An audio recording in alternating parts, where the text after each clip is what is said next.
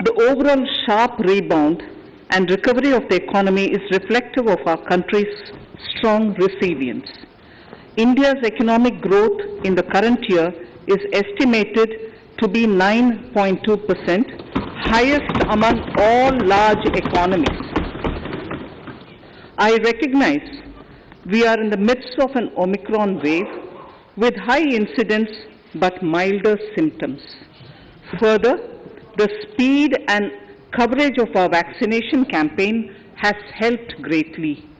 With an accelerated improvement of health infrastructure in the past 2 years, we are in a strong position to withstand challenges.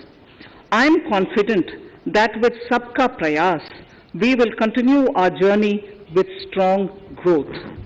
Honorable Speaker, we are marking Azadi Ka Amrit Mahotsav and have entered into Amrit Kal, the 25-year-long lead up to India at 100. Honorable Prime Minister in his Independence Day address had set out the vision for India at 100. By achieving certain goals during Amrit Kal, our government aims to attain this vision. They are complementing the macroeconomic level growth focus with a microeconomic level all-inclusive welfare focus, promoting digital economy and fintech, technology-enabled development, energy transition, and climate action, and relying on virtuous cycle starting from private investment with public capital investment, helping to crowd in private investment. Since 2014, our government's focus has been on empowerment of citizens, especially the poor and the marginalized. Measures have included programs that have provided housing and water. We also have programs for ensuring financial inclusion and direct benefit transfers. We are committed to strengthening the abilities of the poor to tap all opportunities. Our government constantly strives to provide the necessary ecosystem for the middle classes, a vast and wide section which is populated across various middle income brackets, to make use of the opportunities they so desire. This budget seeks to lay the foundation and give a blueprint to steer the economy over Amrit Kal of the next 25 years, from India at 75 to India at 100.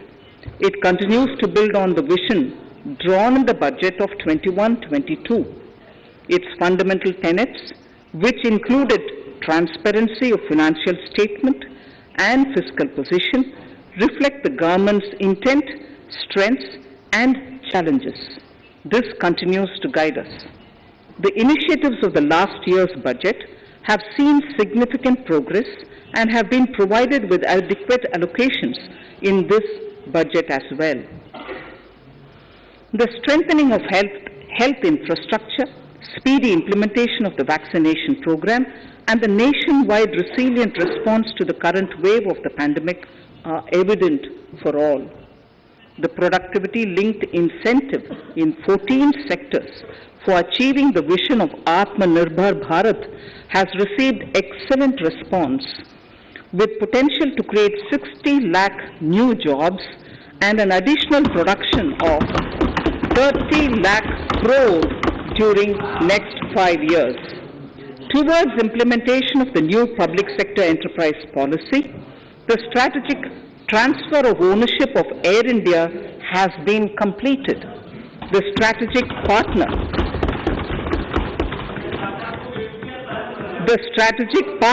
for Neelanchal Ispat Nigam Limited has been selected. The public issue of the LIC is expected shortly. Others too are in the process for 2022-23. The National Bank आपको पर्याप्त मौका पर्याप्त अवसर मिलेगा बेटे बेटे टिप्पणी मत कीजिए. The National Bank for Infrastructure Development and National Asset Reconstruction Company have commenced their activities. Honorable Speaker, sir, Budget 2021-22 had provided a sharp increase in provision for public investment or capital expenditure. Throughout the year, with the Honorable Prime Minister guiding the implementation, our economic recovery is continuing to benefit from the multiplier effect.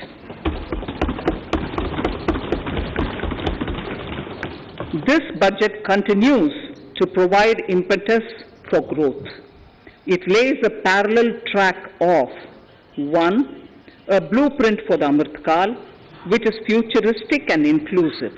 This will directly benefit our youth, women, farmers, the scheduled castes and the scheduled tribes. And number 2, big private public investment. Number 2, big public investment for modern infrastructure, readying for India at 100. This shall be guided by PM Gati Shakti and be benefited by the synergy of multimodal approach. Moving forward on this parallel track, we lay the following 4 priorities: PM Gati Shakti, inclusive development, productivity enhancement and investment, sunrise opportunities, energy transition and climate action, and 4, financing of investments.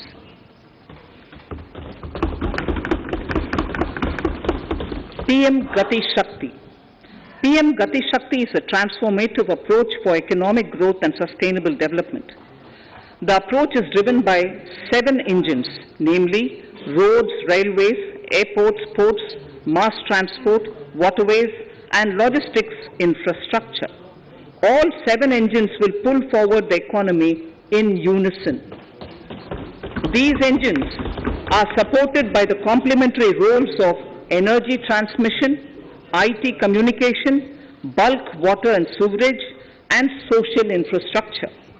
Finally, the approach is powered by clean energy and Sabka Prayas.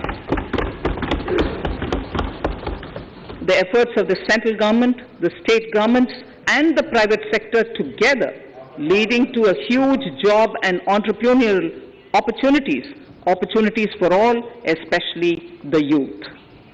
PM Gati Shakti Master Plan, National Master Plan. The scope of PM Gati Shakti National Master Plan will encompass the 7 engines for economic transformation, seamless multimodal connectivity, and logistics efficiency. It will also include the infrastructure development by the state governments as per Gati Shakti Master Plan. The focus will be on planning, financing, including through innovative ways, use of technology, and speedier implementation. The projects pertaining to these 7 engines in the national infrastructure pipeline will be aligned with PM Gati Shakti framework. The touchstone of the master plan will be world-class modern infrastructure and logistics synergy among different modes of movement, both of people and goods, and location of projects. This will help raise the productivity and accelerate economic growth and development. Road transport. PM Gati Shakti Master Plan for expressways will be formulated in 22-23 to facilitate faster movement of people and goods. The National Highways network will be expanded by 25,000 kilometers in 2022-23. 20,000 crores of rupees will be mobilized through innovative ways of financing to complement the public resources. The data exchange among all mode operators will be brought on unified logistics interface platform designed for application programming interface. This will provide for efficient movement of goods through different modes, reducing logistics cost and time, assisting just-in-time inventory management, and in eliminating tedious documentation. Most importantly, this will provide real-time information to all stakeholders and improve international competitiveness. Open source mobility stack for organizing seamless travel of passengers will also be facilitated. Contracts for implementation of multimodal logistic parks at 4 locations through PPP mode will be awarded in 22-23. Railways will develop new products and efficient logistics services for small farmers and small and medium enterprises, besides taking the lead in integration of postal and railways network to provide seamless solutions for movement of parcels. One station, one product concept will be popularized to help local businesses and supply chains. As a part of Atmanirbhar Bharat, 2,000 kilometers of network will be brought under Kavach, the indigenous world-class technology for safety and capacity augmentation in 2022-23. 400 new generation Vande Bharat trains will better energy efficiency and passenger riding experience will be developed and manufactured during the next 3 years. 100 PM Gati Shakti cargo terminals for multimodal logistics facilities will be developed during the next 3 years. Innovative ways of financing and faster implementation will be encouraged for building metro systems of appropriate type at scale. Multimodal connectivity between mass urban transport and railway stations will be facilitated on priority. Design of metro systems, including civil structures, will be reoriented and standardized for Indian conditions and needs. Parvat Mala, as a preferred ecologically sustainable alternative to conventional roads in difficult hilly areas, National Ropeways Development Program will be taken up on PPP mode. The aim is to improve connectivity and convenience for commuters, besides promoting tourism. This may also cover congested urban areas where conventional mass transit system is not feasible. Contracts for 8 such ropeway projects for a length of 60 kilometers will be awarded in 22-23. With technical support from the Capacity Building Commission, central ministries, state governments, and their infra agencies will have their skills upgraded. This will ramp up capacity in planning, design, financing, including innovative ways, and implementation management of the PM Gati Shakti infrastructure projects. Inclusive development, our second priority. Agriculture.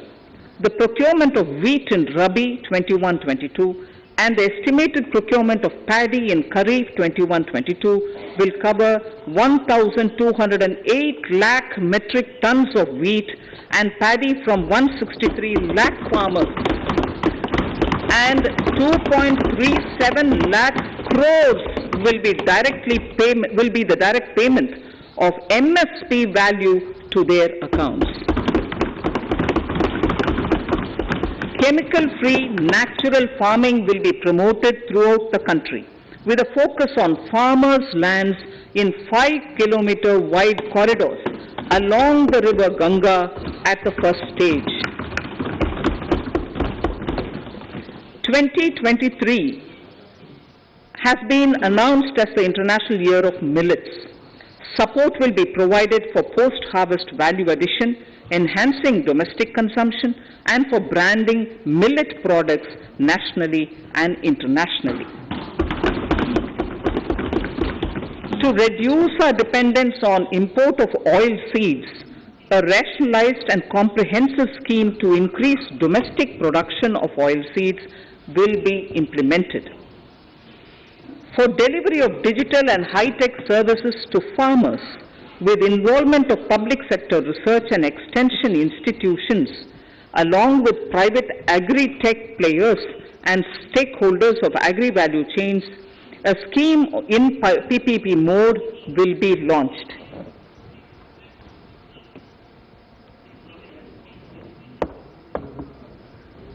Use of Kisan drones will be promoted for crop assessment, digitization of land records, spraying of insecticides and nutrients.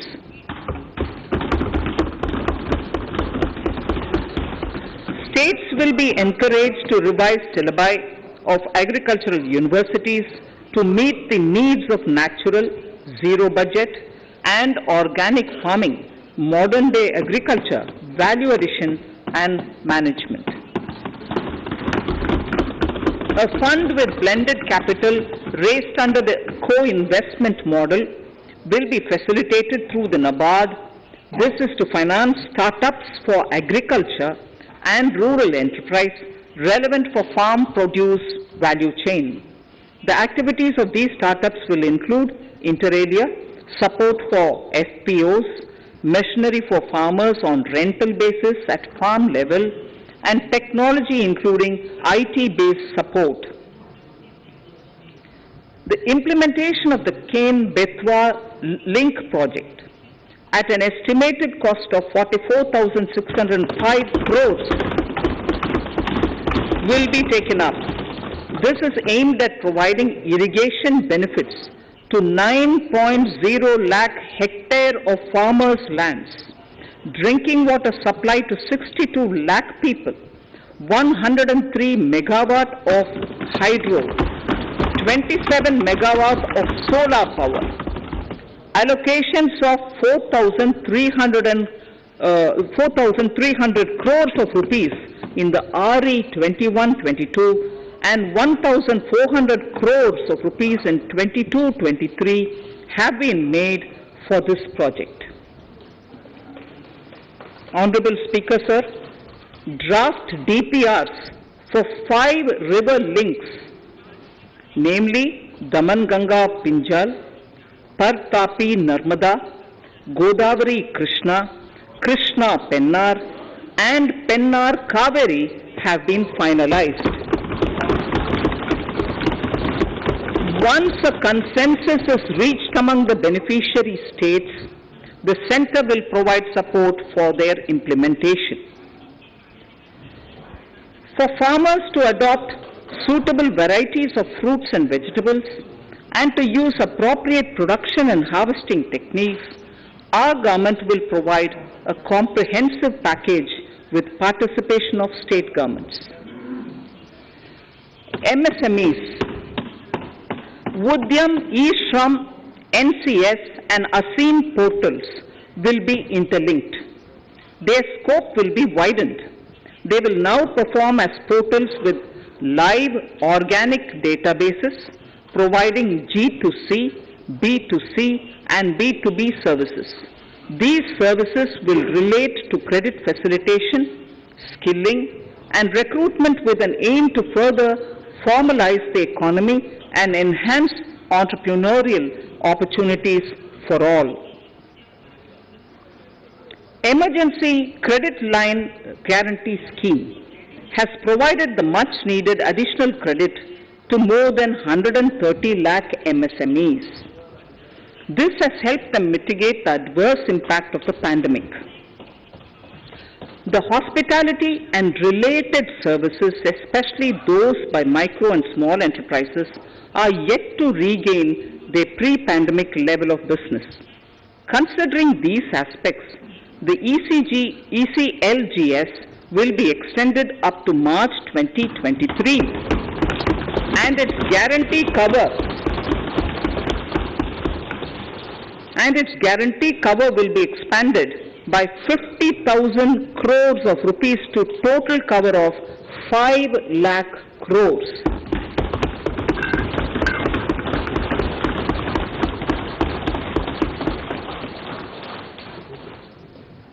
With the additional amount being earmarked exclusively for the hospitality and related sectors. Credit Guarantee Trust for Micro and Small Enterprises, CGT-MSE, scheme will be revamped with required infusion of funds. This will facilitate additional credit of 2 lakh crore for micro and small enterprises and expand employment opportunities.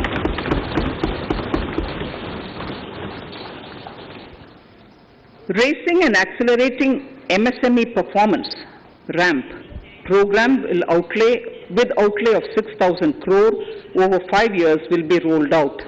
This will help MSME sector become more resilient, competitive, and efficient.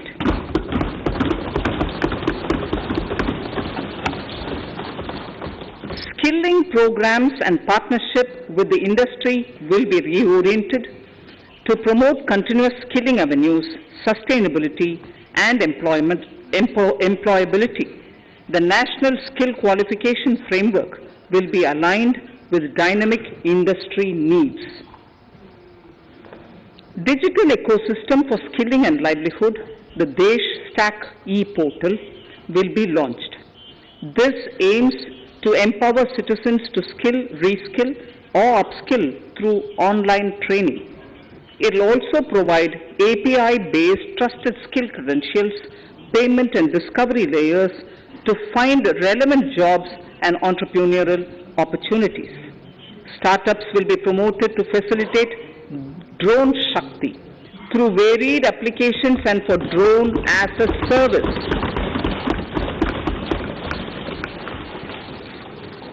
In select ITIs in all states, the required courses for skilling will be started.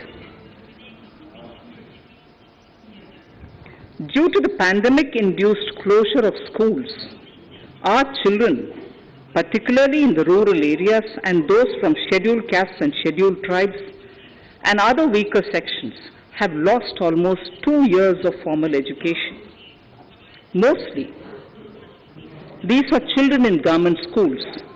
We recognize the need to impart supplementary teaching and to build a resilient mechanism for education delivery.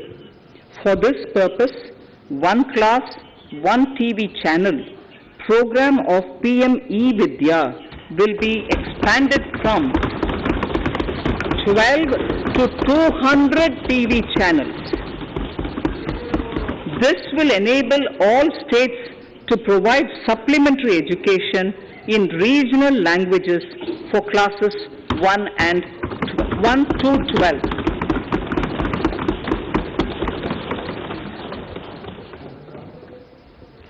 High-quality e-content in all spoken languages will be developed for delivery via internet, mobile phones, TV, and through radio and digital teachers. A competitive mechanism for development of quality e-content by the teachers will be set up to empower and equip them with digital tools of teaching and facilitate better learning outcomes. A digital university will be established to provide access to students across the country for world-class quality universal education with personalized learning experience at their doorsteps. This will be made available in different Indian languages and ICT formats. The university will be built on a networked hub and spoke model, with the hub building cutting-edge ICT expertise. The best public universities and institutions in the country will collaborate as a network of hub and spoke.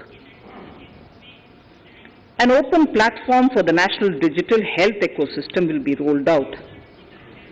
It will consist of digital registries of health providers and health facilities, unique health identity, consent framework, and universal access to health facilities.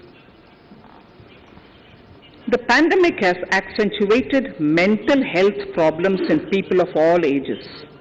To better the access to quality mental health counseling and care services, a national tele-mental health program will be launched.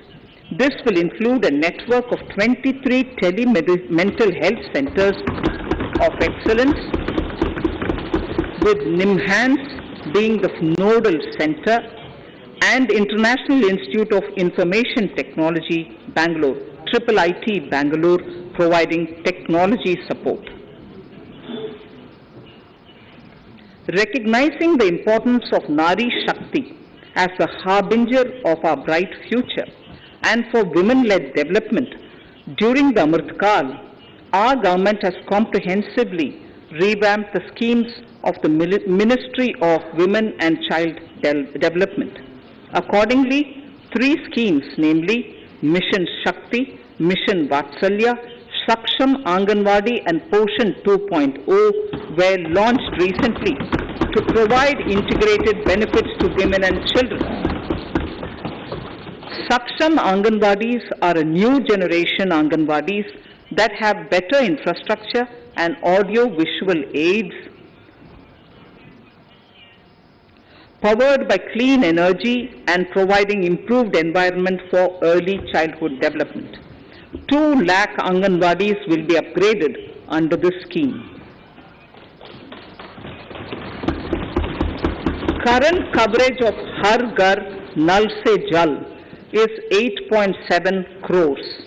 Of this, 5.5 crore households were provided tap water in last 2 years itself. Allocation of 60,000 crores of rupees has been made with an aim to cover 3.8 crore households in 2022 and 23. In 22-23, 80 lakh houses will be completed for the identified eligible beneficiaries of the PM Awas Yojana, both rural and urban. 48,000 crores is allotted for this purpose. The central government will work with the state governments for reduction of time required for all land and construction related approvals, for promoting affordable housing for middle class and for the economically weaker sections in urban areas. We shall also work with the financial sector, regulators, to expand access to capital along with reduction in cost of intermediaries. A new scheme, Prime Minister's Development Initiative for the Northeast, will be implemented through the Northeastern Council. It will fund infrastructure in the spirit of PM Gati Shakti and social development projects based on felt needs of the Northeast. This will enable livelihood activities for youth and women, filling the gaps in various sectors. It will not be a substitute for existing central or state schemes. While the central ministries may also post their candidates' projects, priority will be given to those posted by the states. An initial allocation of 1,500 crores of rupees will be made, and the initial list of projects is given in Annexure 1 of my speech. Our vision to improve the quality of life of citizens in the most backward districts of the country through Aspirational Districts program has been translated into reality in a very short span of time. 95% of those 112 districts have made significant progress in key sectors such as health, nutrition, financial inclusion, and basic infrastructure. They have surpassed even some of the state average values.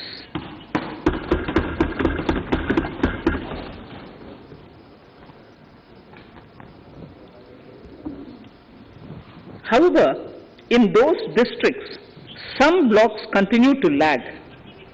In 22-23, the program will focus on such blocks in those districts. Border villages with sparse population, limited connectivity, and infrastructure often get left out from the development gains. Such villages on the northern border will be covered under a new Vibrant Villages program.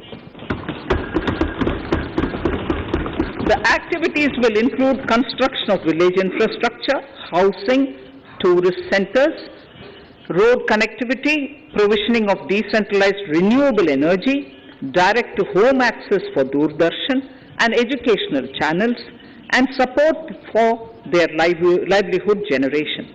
Additional funding for these activities will be provided. Existing schemes will be converged. We will define their outcomes and monitor them on a constant basis.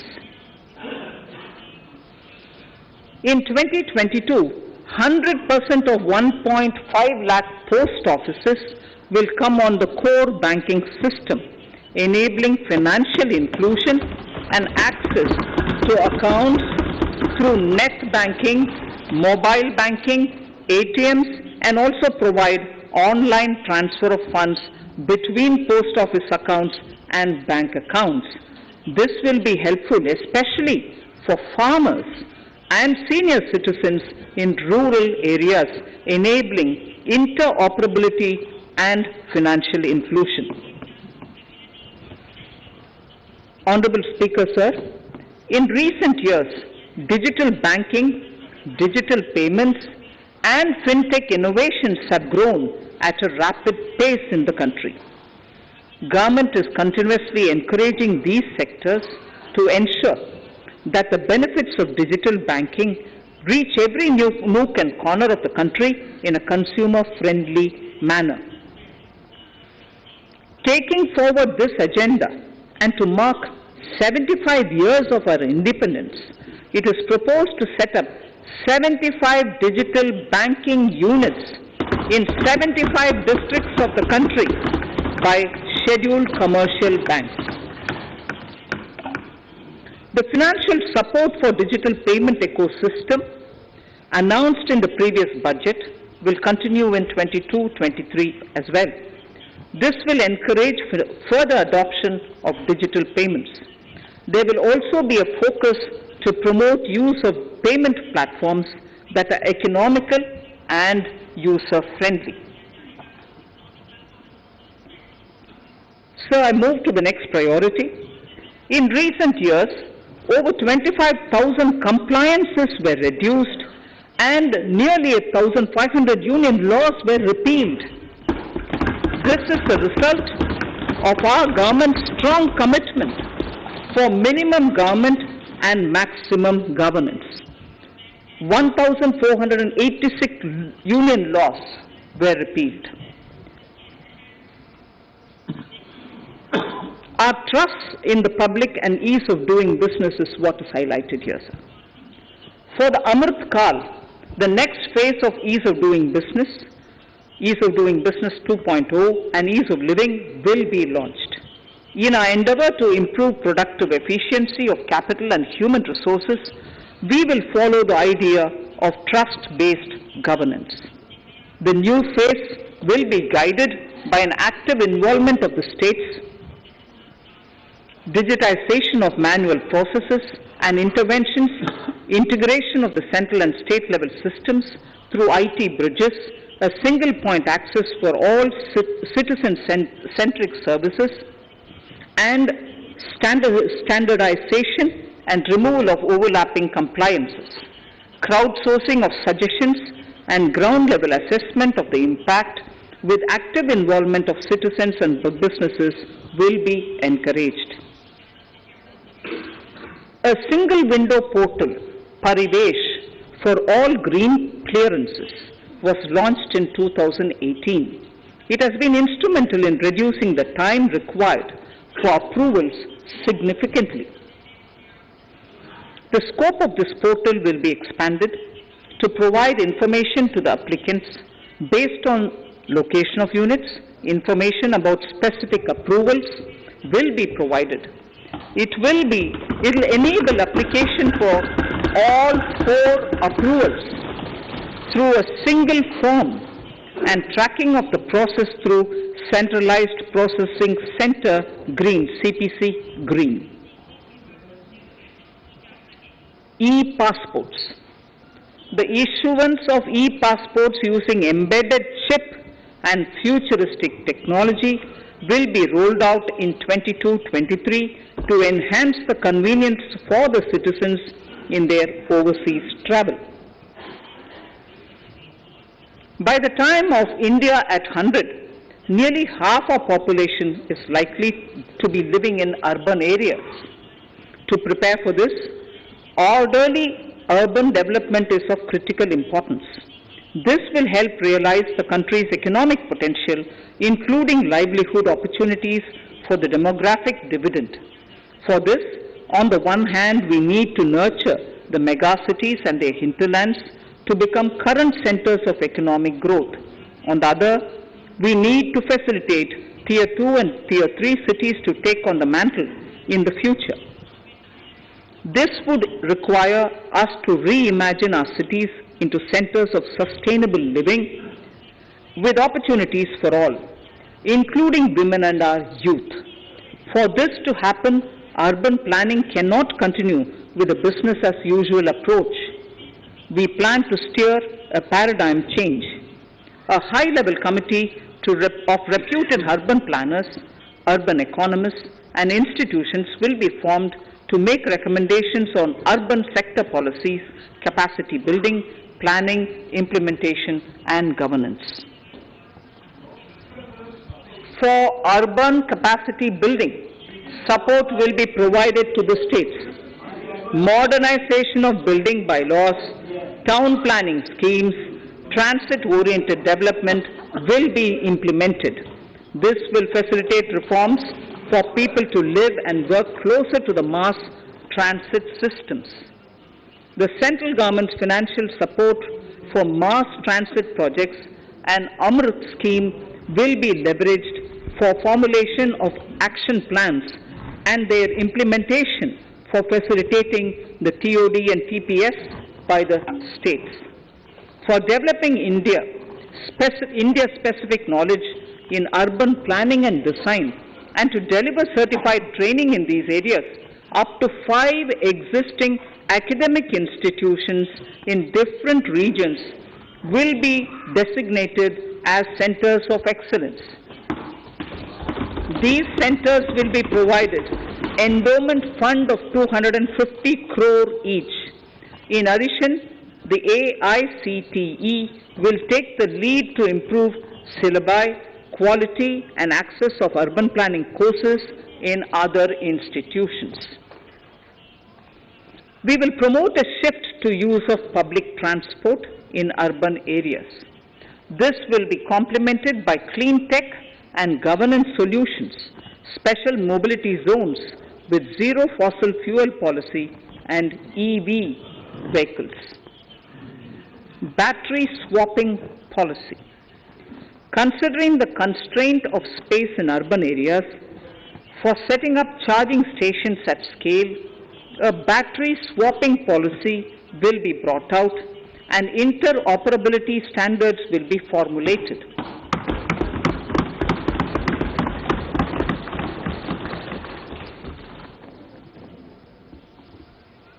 The private sector will be encouraged to develop sustainable and innovative business models for battery or energy as a service. This will improve efficiency in the EV ecosystem.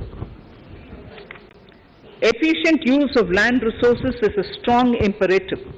States will be encouraged to adopt unique land parcel identification number to facilitate IT-based management of records. The facility for transliteration of land records across any of the Schedule 8 languages will also be rolled out.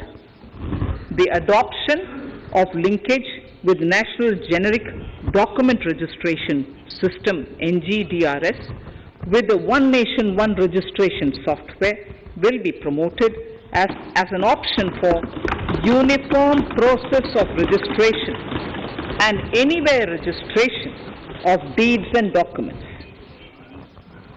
Necessary amendments in the code IBC will be carried out to enhance the efficiency of the resolution process and facilitate cross-border insolvency resolution. Accelerated corporate exit. Several IT-based systems have been established for accelerated registration of new companies. Now the Center for Processing Accelerated Corporate Exit, CPACE, will process re-engineering, will be established to facilitate and speed up the voluntary winding up of these companies from the currently required 2 years to less than 6 months. Government procurement. Government rules have recently been modernized for the needs of Amritkal. The new rules have benefited from the inputs from various stakeholders. The modernized rules allow use of transparent quality criteria besides cost and evaluation of complex tenders. Provisions have been made for payment of 75% of running bills mandatorily within 10 days and for encouraging settlements of disputes through conciliation. As a further step to enhance transparency and to reduce delays in payments, a completely paperless, end-to-end online e-bill system will be launched for use by all central ministries for their procurements. The system will enable the suppliers and contractors to submit online their digitally signed bills and claims and track their status from anywhere.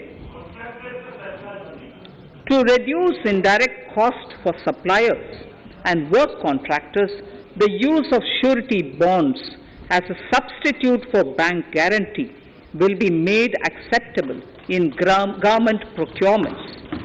Business such as gold imports may also find this useful.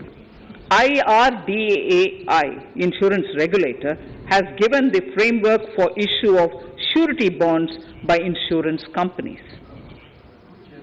AVGC Promotion Task Force.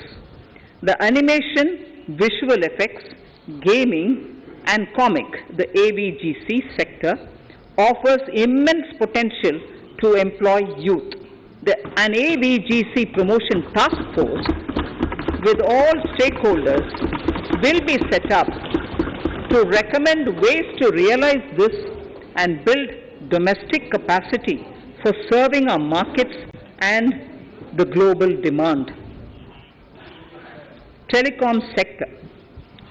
Telecommunications in general and 5G technology in particular can enable growth and offer job opportunities. Required spectrum auctions will be conducted in 2022 to facilitate rollout of 5G mobile services within 2022-23 by private telecom providers. A scheme for design-led manufacturing will be launched to build a strong ecosystem for 5G as part of the production-linked incentive scheme. To enable affordable broadband and mobile service proliferation in rural and remote areas, 5% of annual collections under the Universal Service Obligation Fund will be allocated. This will promote R&D and commercialization of technologies and solutions. Our vision is that all villages and their residents should have the same access to e-services, communication facilities, and digital resources as urban areas and their residents. The contracts for laying optical fiber in all villages, including remote areas, will be awarded under the BharatNet project through PPP in 22 and 23. Completion is expected in 2025. Measures will be taken to enable better and more efficient use of the optical fiber. Export promotion.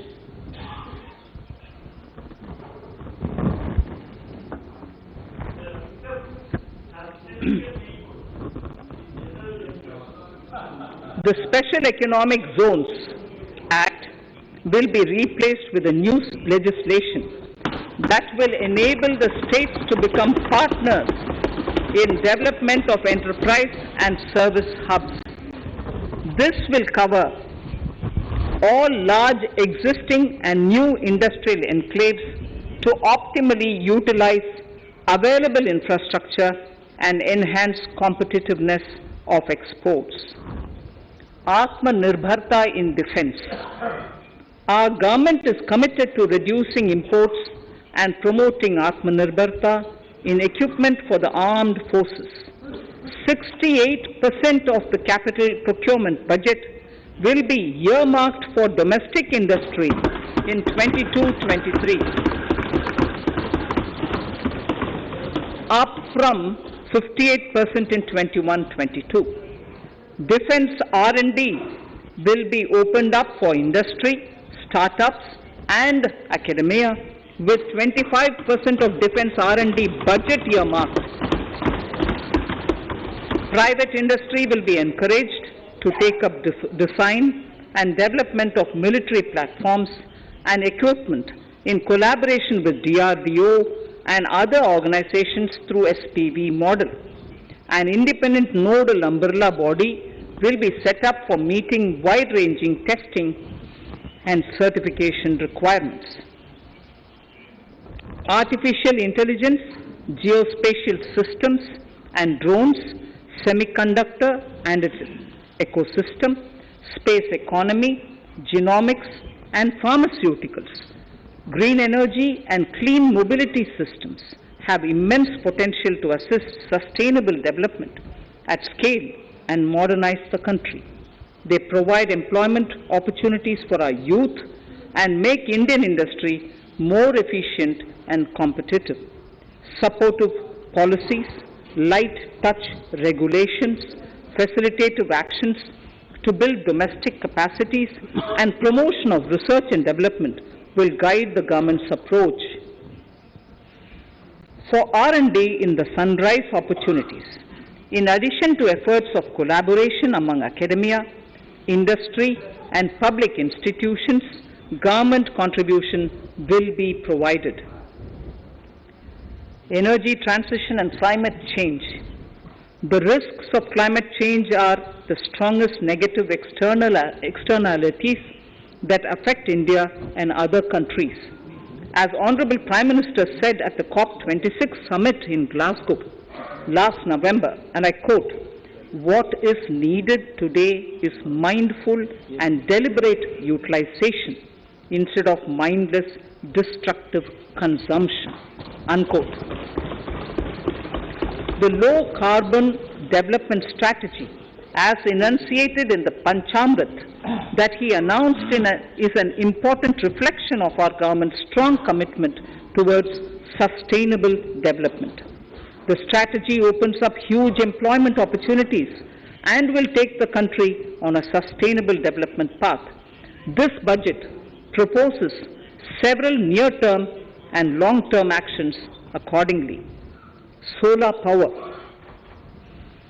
To facilitate domestic manufacturing for the ambitious goal of 280 gigawatts of installed solar capacity by 2030, an additional allocation of 19,500 crores for PLI, production-linked incentives, for manufacturing of high-efficiency modules with priority to fully integrate manufacturing units from polysilicon to solar PV modules will be made. Honorable Speaker, sir, the circular economy transition is expected to help in productivity enhancement as well as creating large opportunities for new businesses and jobs. The action plans for 10 sectors such as electronic waste, end-of-life vehicles, used oil waste, toxic and hazardous industrial waste are already ready. The focus will now be on addressing important cross-cutting issues of infrastructure, reverse logistics, technology upgradation, and integration with informal sector. This will be supported by active public policies covering regulations, extended producers' responsibilities, framework, and innovation facilities. 5 to 7% biomass pellets will be co-fired in thermal power plants, resulting in carbon dioxide savings of 38 MMT annually. This will also provide extra income to farmers and job opportunities to locals and help avoid stubble burning in agricultural fields. Saving energy is an important aspect of the energy management. Hence, energy efficiency and savings measures will be promoted. This will be done in large commercial buildings through the energy service company business model. It will facilitate capacity building and awareness for energy audits, performance contracts, and common measurement of and verification protocol.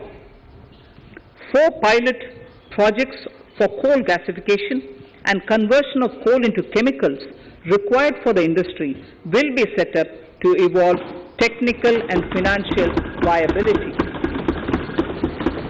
The policies and required legislative changes to promote agroforestry and private forestry will be brought in. In addition, financial support will be provided to farmers belonging to scheduled castes and scheduled tribes who want to take up agroforestry. Honorable Speaker, I now move to the 4th priority, financing of investments. Capital investment holds the key to speedy and sustainable economic revival and consolidation through its multiplier effect. Capital investment also helps in creating employment opportunities, induced enhanced demand for manufactured input from large industries and MSMEs, services from professionals, and help farmers through better agri-infrastructure. The economy has shown strong resilience to come out of the effects of the pandemic with high growth. However, we need to sustain that level to make up for the setback of 2020-2021.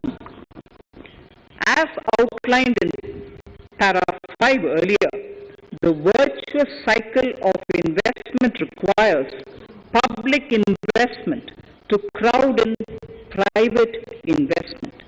At this stage, private investments seem to require that support to rise to their potential and to the needs of the economy.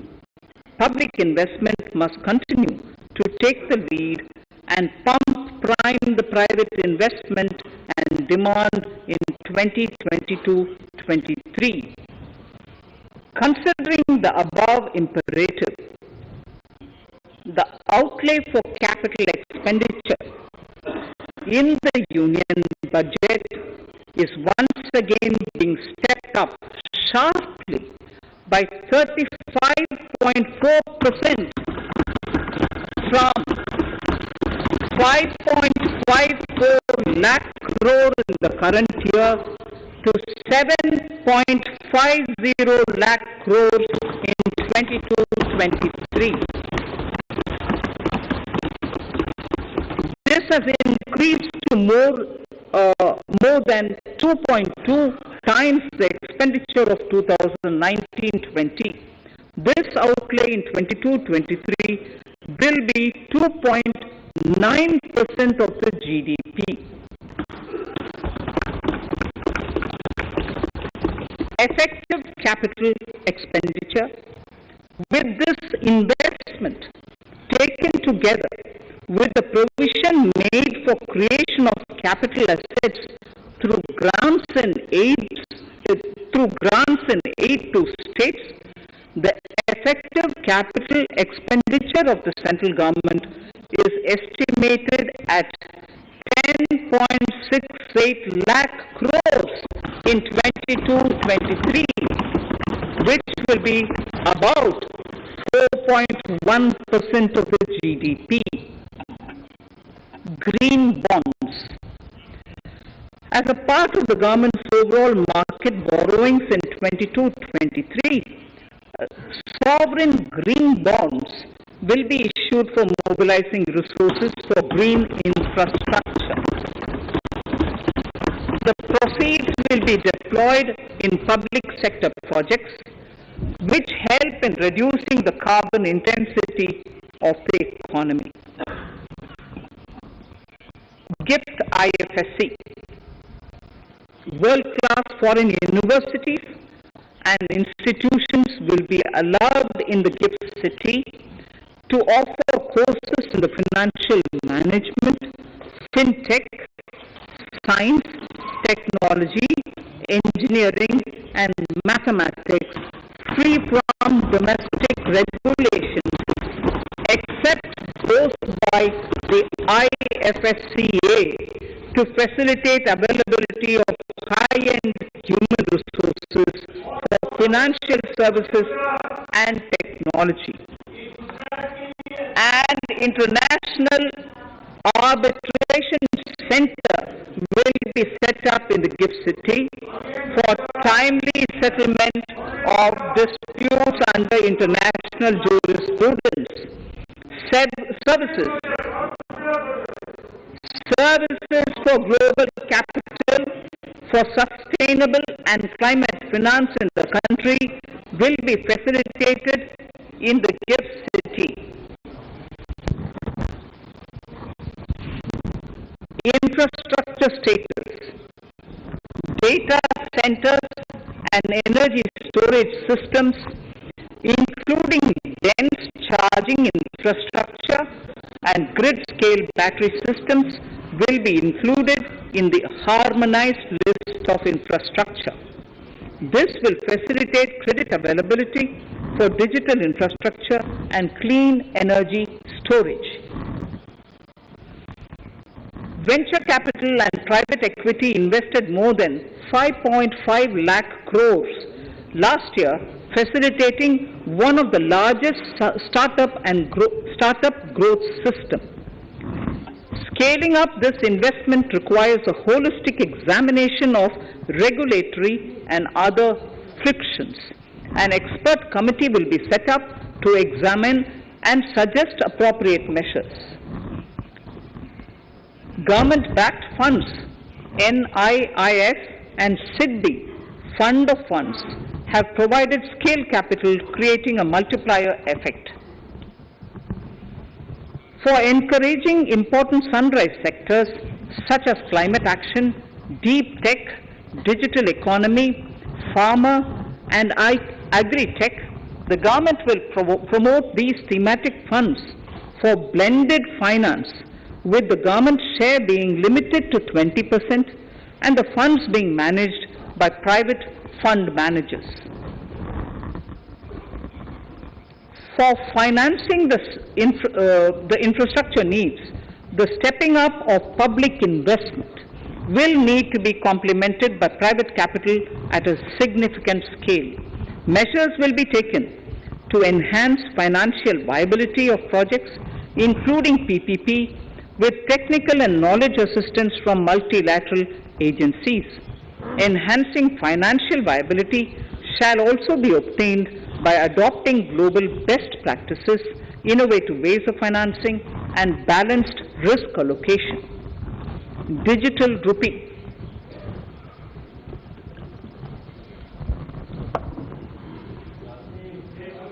Introduction of a central bank digital currency will give a big boost to digital economy. Digital currency will also lead to a more efficient and cheaper currency management system. It is therefore proposed to introduce digital rupee using blockchain and other technologies to be issued by the Reserve Bank of India starting 2022 and 23. Financial assistance to states for capital investment.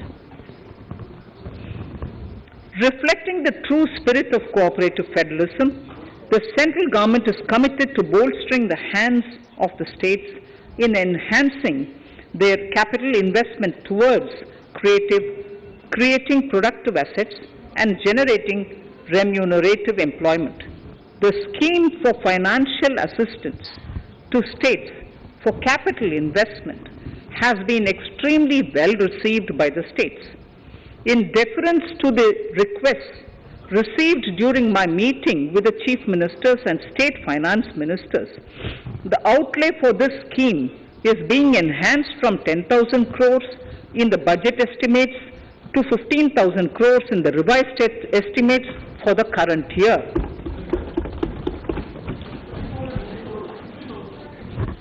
For 22-23,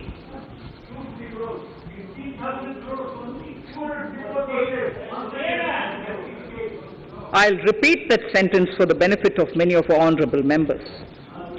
In deference to the requests received during my meeting with chief ministers and state finance ministers, the outlay for this scheme is being enhanced from 10,000 crores in the BE to 15,000 crores, 15,000 crores in the RE of the current year.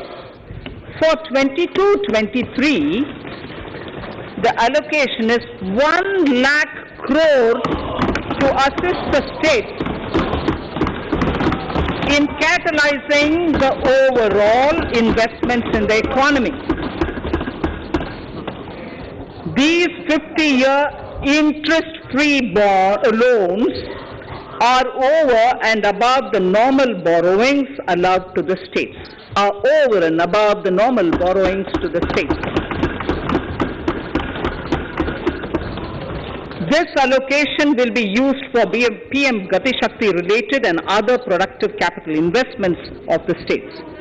It will also include components for supplemental funding for priority segments of PM Gram Sadak Yojana, including support for the state's share, digitization of the economy, including digital payments and completion of OFC network, and reforms related to building bylaws, town planning schemes, transit-oriented development, and transferable development rights.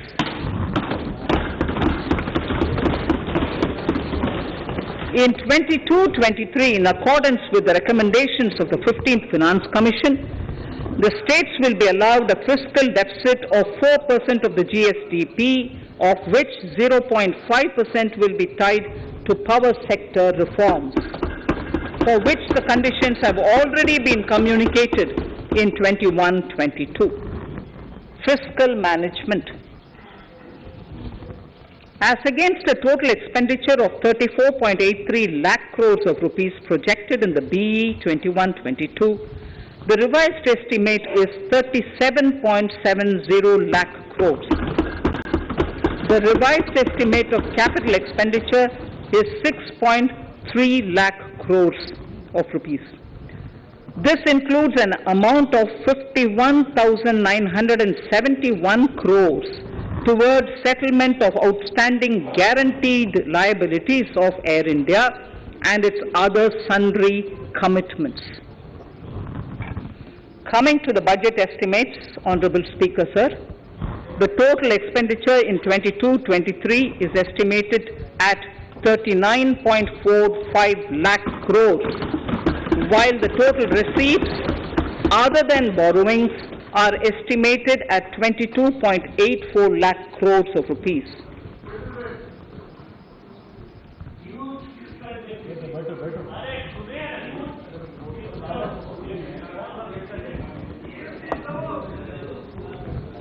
The revised fiscal deficit, Honorable Speaker, in the current year is estimated at 6.9% of the GDP, as against 6.8% projected in the budget estimates. The fiscal deficit is in 22-23 is estimated at 6.4% of the GDP, which is consistent with the broad path of the fiscal consolidation announced by me last year to reach a fiscal deficit level below 4.5% by 25-26. While setting the fiscal deficit level in 22-23, I am conscious of the need to nurture growth through public investment to become stronger and sustainable. I will now move to Part B of my speech.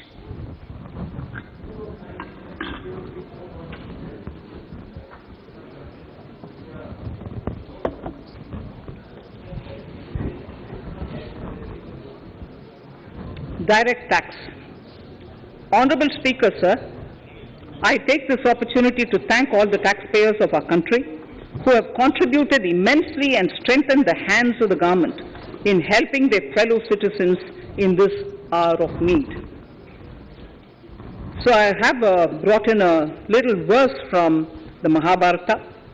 I won't spend more time reading because I would like the speech to get enough time. However, the substance of it is the king must make arrangements for yoga kshema, which is the welfare of the populace, by way of abandoning any laxity and by governing the state in line with dharma, along with collecting taxes which are in consonance with dharma. This is Mahabharata Shanti Parva Adhyaya, Shloka 11 from 72. Drawing wisdom from our ancient texts, we continue on the path to progress. The proposals in this budget, while continuing with our declared policy of stable and predictable tax regime, intend to bring more reforms that will take ahead our vision to establish a trustworthy tax regime. This will further simplify the tax system, promote voluntary compliance by taxpayers, and reduce litigation. Introducing new updated return.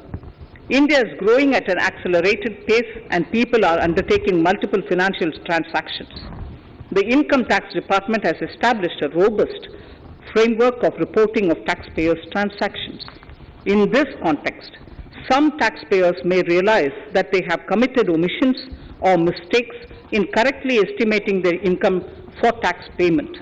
To provide an opportunity to correct such errors, I am proposing a new provision permitting taxpayers to file an updated return on payment of additional tax.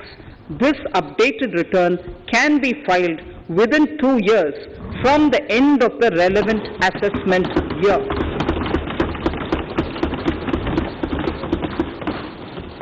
Honorable Speaker, sir, presently, if the department finds out that some income has been missed out by an assessee, it goes through a lengthy process of adjudication. Instead, with this proposal now, there will be a trust repost in the taxpayers that will enable the assessee herself to declare the income that she may have missed out earlier while filing her return. Full details of the proposal are given in the finance bill. It is an affirmative step in the direction of voluntary compliance.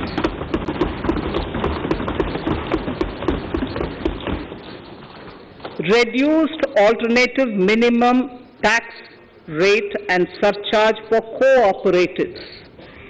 Currently, cooperative societies are required to pay alternate minimum tax at the rate of 18 and 1.5%. However, companies pay the same rate, the same, which is the alternate minimum tax, at the rate of 15%. To provide a level playing field between cooperative societies and companies, I propose to reduce this rate for the cooperative societies also to 15%. Honorable Speaker, sir, I also propose to reduce the surcharge on cooperative societies from the present 12% to 7% for those having total income of more than 1 crore and up to 10 crores. This would help in enhancing income of cooperative societies and its members who are mostly from the rural and from farming communities. Tax relief to persons with disability. The parent or guardian of a differently abled person can take an insurance scheme for such person. The present law provides for deduction to the parent or guardian only if the lump sum payment or annuity is available to the differently abled person on the death of the subscriber, that is the parent or the guardian. There could be situations where the differently abled dependent may need payment of annuity or lump sum amount even during the lifetime of their parent or guardian. I propose thus to allow the payment of annuity and lump sum amount to the differently abled dependent during the lifetime of the parent and guardians, that is parent or guardians, attaining the age of 60 years. Parity between employees of the state and central governments. At present, the central government contributes 14% of the salary of its employee to the National Pension System, NPS, Tier 1. This is allowed as a deduction in computing the income of the employee. However, such deduction is allowed only to the extent of 10% of the salary in case of employees of the state governments. To provide equal treatment to both central and state government employees, I propose to increase the tax deduction limit from 10% to 14% on employers' contribution to the MPS account of state government employees as well. This would help in enhancing the social security benefits of the state government employees and bring them at par with central government employees. Incentives for startups. Startups have emerged as drivers of growth for our economy. Over the past few years, the country has seen a manifold increase in successful startups.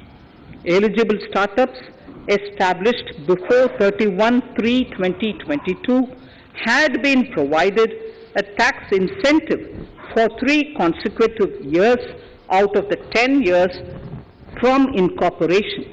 In view of the COVID pandemic, I propose to extend the period of incorporation of the eligible startup by 1 more year, that is up to 31/3/2023, for providing such tax incentives.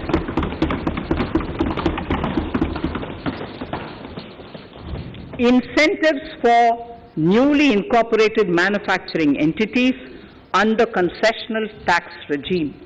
In an effort to establish a global competitive business environment for certain domestic companies, a concessional tax regime of 15% was introduced by our government for newly incorporated domestic manufacturing companies. I propose to extend the last date for commencement of manufacturing or production under Section 115B AB by 1 more year, that is from 31st March 2023 to 31st March 2024.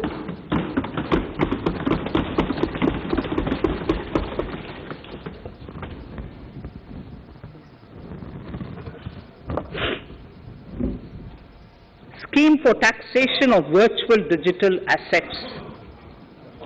There has been a phenomenal increase in transaction in virtual digital assets. The magnitude and frequency of these transactions have made it imperative to provide for a specific tax regime. Accordingly, for the taxation of virtual digital assets, I propose to provide that any income from transfer of any virtual digital asset shall be taxed at the rate of 30%, 30%. No deduction in respect of any expenditure or allowance shall be allowed while computing such income except cost of acquisition. Further, loss from transfer of virtual digital asset cannot be set off against any other income.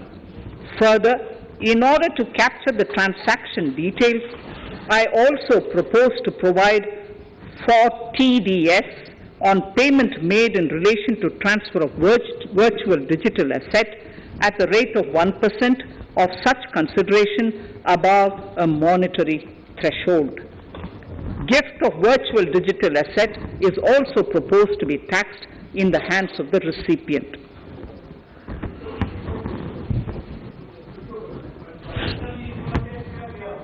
Litigation management to avoid repetitive appeals by the department. It has been observed that a lot of time and resources are consumed in filing of appeals which involve identical issues. Taking forward our policy of sound litigation management, I propose to provide that if a question of law in the case of an assessee is identical to a question of law which is pending in the appeal before a jurisdictional high court or Supreme Court, in any case, the filing of further appeal in the case of this assessee by the department shall be deferred till such a question of law is decided by the jurisdictional High Court or the Supreme Court. This will greatly help in reducing the repeated litigation between taxpayer and the department. Taking forward our efforts to further promote the IFSC, I hereby propose to provide that income of a non-resident from offshore derivative instruments or over-the-counter derivatives issued by an offshore banking unit, income from royalty and interest on account of lease of ship, and income received from portfolio management services in IFSC shall be exempt from tax subject to specified conditions. Rationalization of surcharge. In the globalized business world, there are several work contracts whose terms and conditions mandatorily require formation of a consortium. The members in the consortium are generally companies. In such cases, the income of these AOPs has to suffer a graded surcharge up to 37%, which is a lot more than surcharge on the individual companies. Accordingly, I propose to cap the surcharge of these AOPs at 15%, 15%. Further, the long-term capital gains on listed equity shares, units, etc. are liable to maximum surcharge of 15%, while other long-term capital gains are subjected to a graded surcharge which goes up to 37%.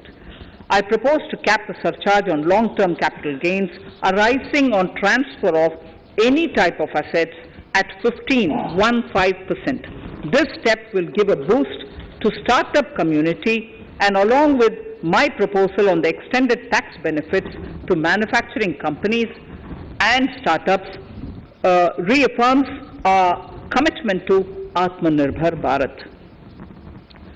Clarification in relation to health and education cess as business expenditure.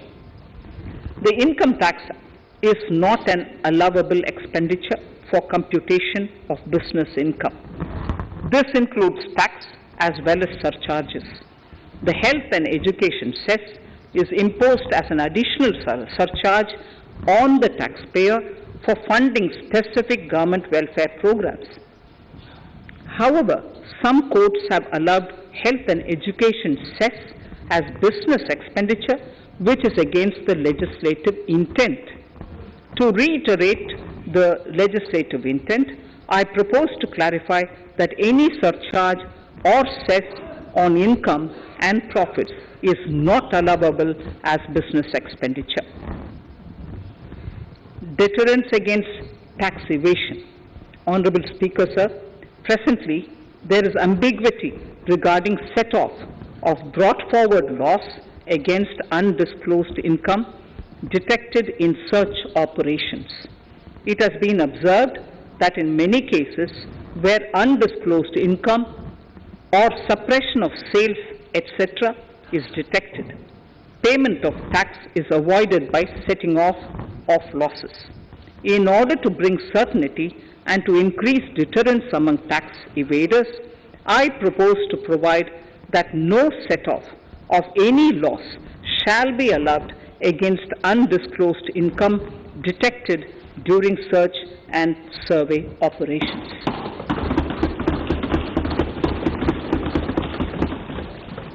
It has been noticed that as a business promotion strategy, there is a tendency on businesses to pass on benefits to their agents.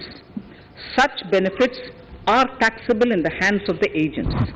In order to track such transactions, I propose to provide for tax deduction by the person giving benefits if the aggregate value of such benefits exceeds 20,000 rupees during the financial year. A few other changes are being made, the details of which are there in the finance bill. Indirect taxes. So remarkable progress in GST. GST has been a landmark reform of independent India, showcasing the spirit of cooperative federalism. While aspirations were high, there were huge challenges too. These challenges were overcome deftly and painstakingly under the guidance and the oversight of the GST Council. We can now take pride in a fully IT-driven and progressive GST regime that has fulfilled the cherished dream of India as one market, one tax. There are still some challenges remaining, and we aspire to meet them in the coming year. The right balance between facilitation and enforcement has engendered significantly better compliance, and enforcement has engendered better compliance.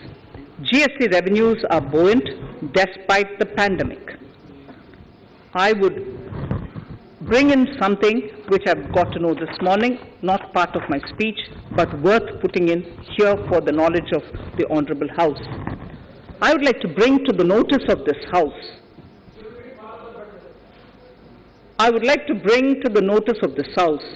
that the gross GST collections for the month of January 22 are rupees 1,40,986 crores,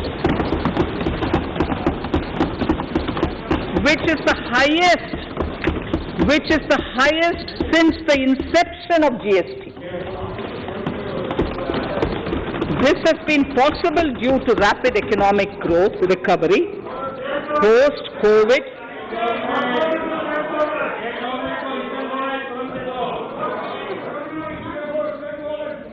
This has been possible due to the rapid economic recovery post-COVID, as well as various policy and administration undertaken by central and state tax administrations.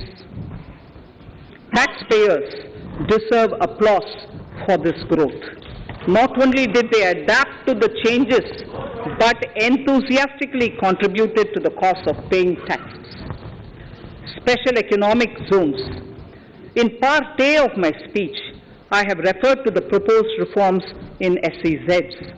Alongside, we will also undertake reforms in customs administration of SEZs, and it shall henceforth be fully IT-driven and function on the customs national portal with a focus on higher facilitation and with only risk-based checks.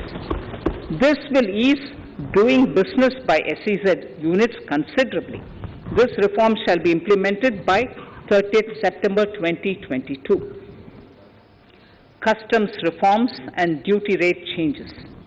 Customs administration has reinvented itself over the years through liberalized procedures and infusion of technology. Faceless customs has been fully established. During COVID-19 pandemic, customs formation have done exceptional frontline work against all odds, displaying agility and purpose.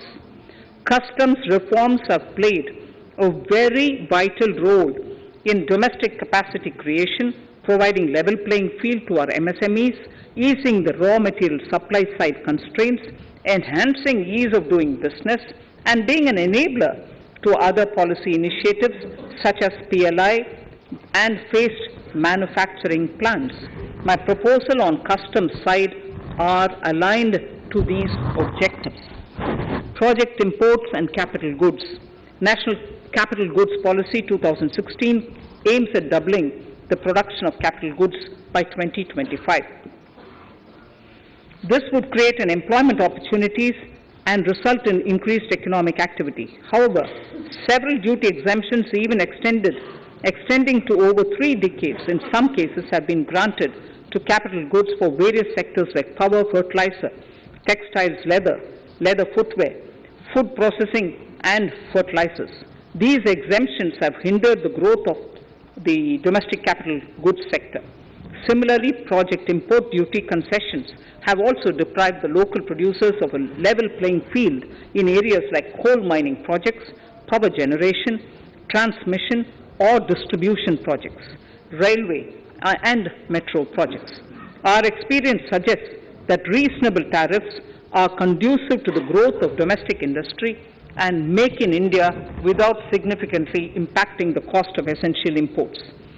Accordingly, Honorable Speaker, sir, it is proposed to phase out the concessional rates in capital goods and project imports gradually and apply a moderate tariff of 7.5%, certain exemptions for advanced machineries that are not manufactured within the country shall continue. A few exemptions are being introduced on inputs like specialized castings, ball screw, and linear motion guide to encourage domestic manufacturing of capital goods. In the last two budgets, we have rationalized several customs exemptions. We have once again carried out an extensive consultation, including by crowdsourcing. As a result of these consultations, more than 350 exemption entries are proposed to be gradually phased out. These include exemptions on certain agricultural produce,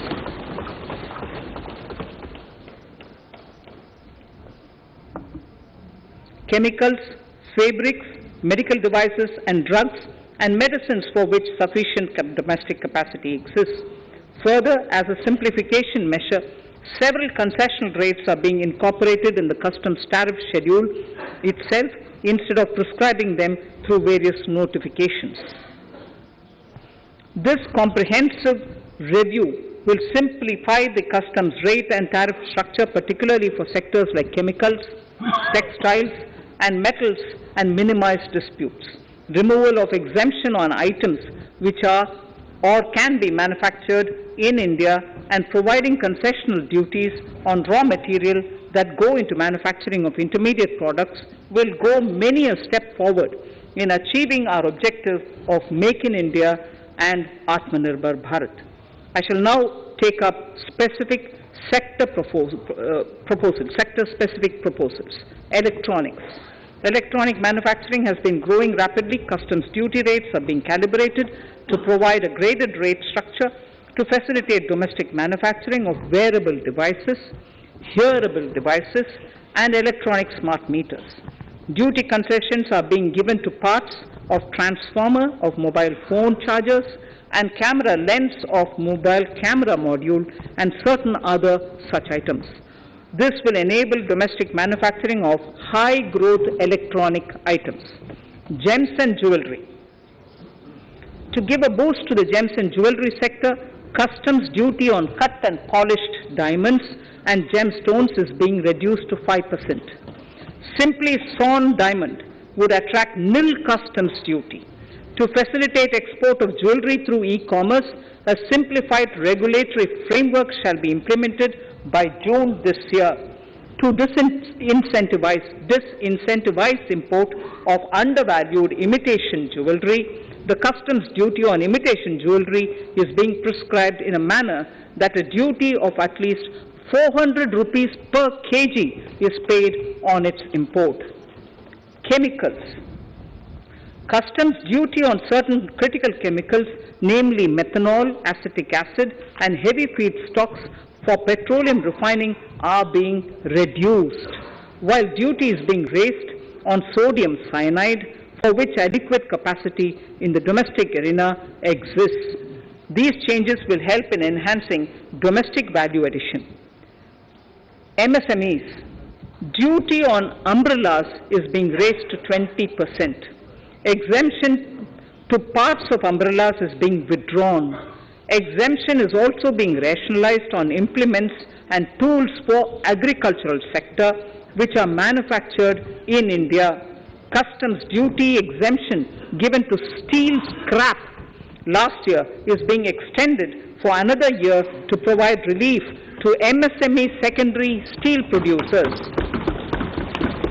Certain anti-dumping and CVD on stainless steel and coated steel flat products, bars of alloy steel and high-speed steel are being revoked in larger public interest considering prevailing high prices of metals. To incentivize exports, exemptions are being provided on items such as embellishment, trimmings, fasteners, buttons, zipper, lining material, specified leather, furniture fittings, and packaging boxes that may be needed by bona fide exporters of handicrafts, textiles, leather garments, leather footwear, and other goods. Honorable Speaker, sir, duty is being reduced on certain inputs required for shrimp aquaculture so as to promote its exports. Tariff measure to encourage blending of fuel. Blending of fuel is a priority for this government. To encourage the efforts for blending of fuel, unblended fuel shall attract an additional differential excise duty of ₹2 per litre from first day of October 22. A few other changes are being made in duty rates, customs, tariff and customs law, the details of which are there in the finance bill. Mr. Speaker, sir, with these words, I commend the budget to this august House. Thank you. Item number 2, Srimati Nirmala Sitharaman ji.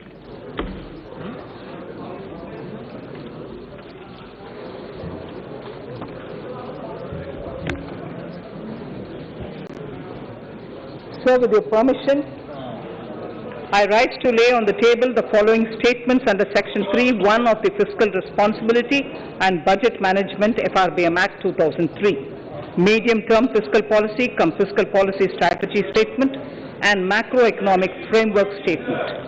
Item number 3, Vitt Videk 2020, Nirmala Sitharaman ji.